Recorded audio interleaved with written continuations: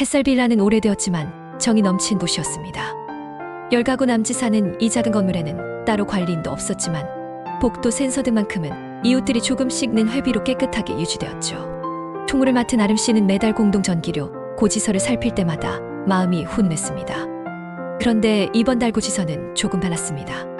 평소보다 훌쩍 올라간 액수. 기상 안의 센서 등만으로는 이렇게 많이 나올 리가 없는데 아름 씨는 고지서를 들고 빌라 뒤편 공동전기 계량기함이 있는 구석으로 향했습니다.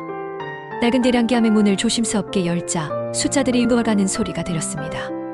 아름 씨는 10가구의 개인 계량기와 맨 아래쪽에 홀로 있는 공동 계량기를 차례로 살펴보았습니다.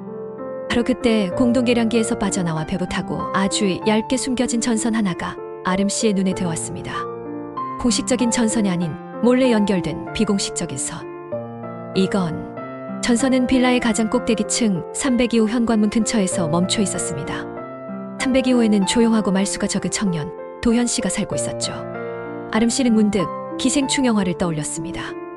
함께 내는 자든 돈을 몰래 자기 지푸를 핥힌 데 쓰고 있다니. 하지만 도현 씨의 좁은 어깨와 매번 인사할 때마다 어딘가 불안해 보이던 눈빛이 떠올랐습니다. 어쩌면 기생충이라기보다는 아주 작은 도움이라도 간절히 필요했던 외로운 사람일지도 모른다고. 아름 씨는 빌라 현관에 멈춰 섰습니다. 사람들에게 이 사실을 알려야 할까? 아니면 조용히 전기선을 잘라버려야 할까? 어떤 선택도 이웃 간의 평화를 깨뜨릴 것만 같아 선뜻 발이 떨어지지 않았습니다. 그날 저녁 아름 씨는 망설임 끝에 시장에서 산 군고구마 한 봉지를 들고 302호로 향했습니다.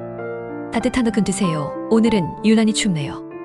쪽지와 함께 문 앞에 조용히 고구마 봉지를 내려놓았습니다. 잠시 후 문이 살짝 열리고 도현 씨가 고구마 봉지를 발견했습니다. 그 놀란 듯 주변을 두리번거렸습니다.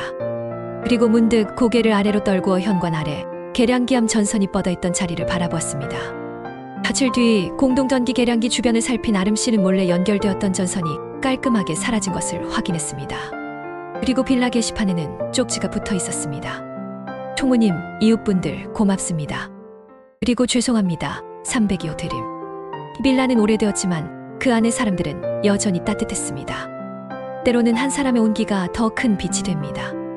어쩌면 우리가 나누는 건 살아갈 용기인지도 모릅니다.